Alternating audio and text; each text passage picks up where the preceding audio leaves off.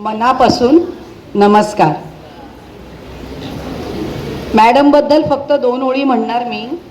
कोमल है कमजोर नहीं तू, शक्ति का नाम ही नारी है. मॅडम बद्दल सर्वांनी तुम्हाला खूप काही सांगितलं आणि ते त्रिवार सत्य आहे. आज मला छोटंसं काहीतरी बोलायचं आहे म्हणून मी इथे आलेली आहे. समोर विद्यार्थी बसलेत ना, त्यासाठी ना मनापासून मी टाळ्या वाजवणार, कारण इतके शांत बसून त्यांनी प्रत्येकांचं भाषण ऐकलेलं आहे आणि खरोखर मनापासून तुमच्यासाठी बाळांनो टाळ्या.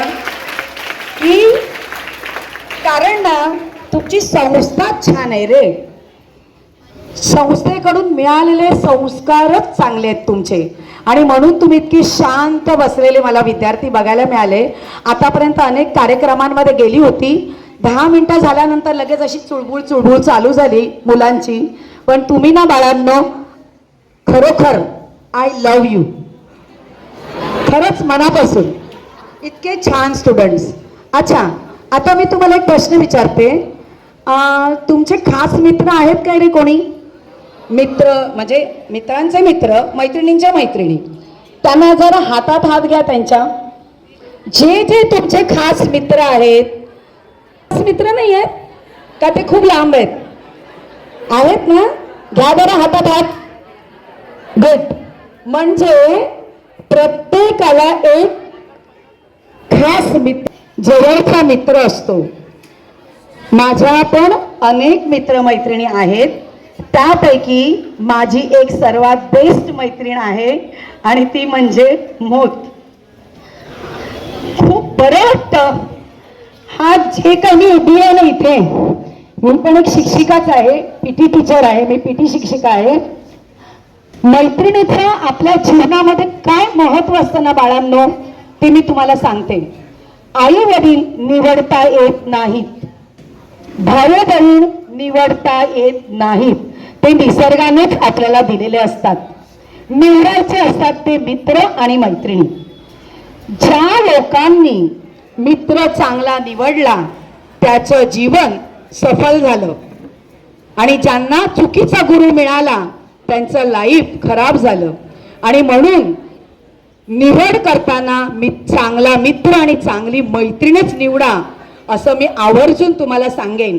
कारण जेव्हा तुम्ही शाळेत असता तेव्हा शाळेत कंपल्सरी हेच मित्रमैत्रिणी असतात, पण जेव्हा तुम्ही कॉलेजमध्ये जाता ना तेव्हा तुम्हाला वेगवेगळ्या शाळेतले विद्यार्थी तिथे आलेले असतात आणि तुम्हाला चांगला मित्र निवडायचा असतो. महत्त्वाच्या मुद्द्यावर येते. शॉर्टमध्ये माझी नोकरी थोडी धोक्यात होती.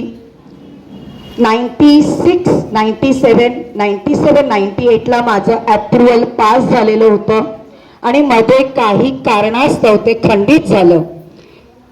माझ्या घरावरती माझ्या मिस्टरांची कंपनी 2001ला माझं लग्न झालं होतं आणि 2003मध्येच माझ्या मिस्टरांची कंपनी बंद झाली आणि माझी नोकरीवरती पण गधा आली.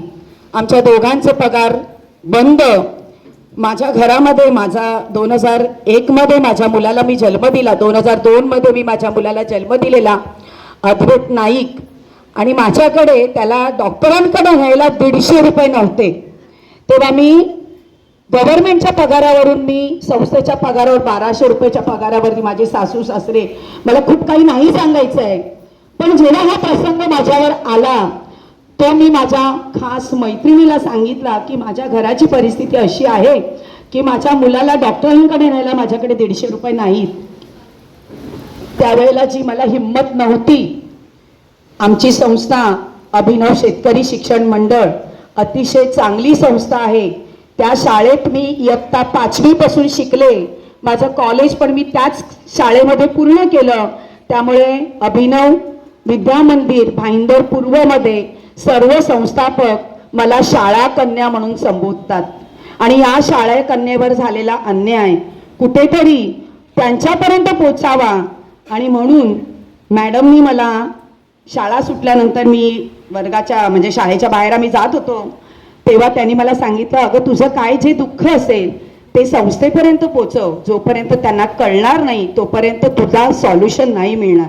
आणि मी घाबरली, नाही मी संस्थेपर्यंत नाही जाऊ शकत, मला बोलायची हिंमत नाही आहे. पण बघा बाळांनो, मित्र आणि मैत्रिणी जीवनामध्ये आपलं जीवन परिवर्तन कसं करतात. आज मी जो काही पगार घेत आहे तो डिमोंटी मॅडम म्हणजे मोत मॅडमच्याच आशीर्वादामुळे माझा हा पगार चालू आहे. एवढंच मी बोलेन, ते सगळं बाकीचं मी नाही सांगणार. पण तिच्यामुळेच आज माझा पगार चालू आहे आणि माझं सगळं लाईफ व्यवस्थित चालू आहे. जास्त काही मला बोलायचं नाही आहे. सर्वात महत्त्वाचं म्हणजे सरप्लस काय असतं हे दुःख सरप्लस झालेल्या शिक्षकांनाच माहिती आहे. आणि आम्ही सरप्लस झालेले शिक्षक आहोत. म्हणजे कसे माहिती आहे, शाळेने आम्हाला ठुकरावलं नाही रे. काही अडचणी आल्या, विद्यार्थी संख्या कमी झाली, इंग्लिश मिडियमचा बोजा जास्त वाढला, इंग्लिश मिडियमकडे कल लोकांचा वाढला आणि मराठी माध्यमाकडे कल कमी झाला आणि म्हणून आम्ही सरप्लस झालो. याच्यात कोणाचाही दोष नाही. पण जेव्हा आम्ही समाजामध्ये असे भिरकावले गेलो ना, समायोजनाच्या वेळेला खूप सारे शिक्षक आणि खूप साऱ्या शाळा, याच्यातल्या शाळा आम्हाला निवडायच्या होत्या. आणि मी अतिशय आनंदाने सांगेन की डिमोंटी मॅडमना अतिशय सुंदर संस्था मिळाली. रयत संस्थेबद्दल म्हणजे ते शिवाजी, छत्रपती शिवाजी महाराजांच्या मुखी नेहमी असायचं, मला माझ्या रयतेचं कल्याण करायचं आहे, मला माझ्या रयतेचं कल्याण करायचं आहे. आणि अशी ही रयत संस्था आहे जिने नेहमी रयतेचं कल्याण केलं. आणि अशा आमच्यासारख्या शिक्षकांना त्यांनी आधार दिला. आणि म्हणून मी मनापासून या संस्थेचे मनापासून तर आभार मानते की आमच्यासारख्या शिक्षकांना तुम्ही असं पदराशी घेतलं आणि आम्हाला सांभाळून घेतलं. माझी जी संस्था आहे पद्मश्री अण्णासाहेब जाधव भिवंडीची, त्या संस्थेने सुद्धा मला त्यांच्या पदरात घेतलं आणि आज मला अगदी मुलीसारखं ते सांभाळतात.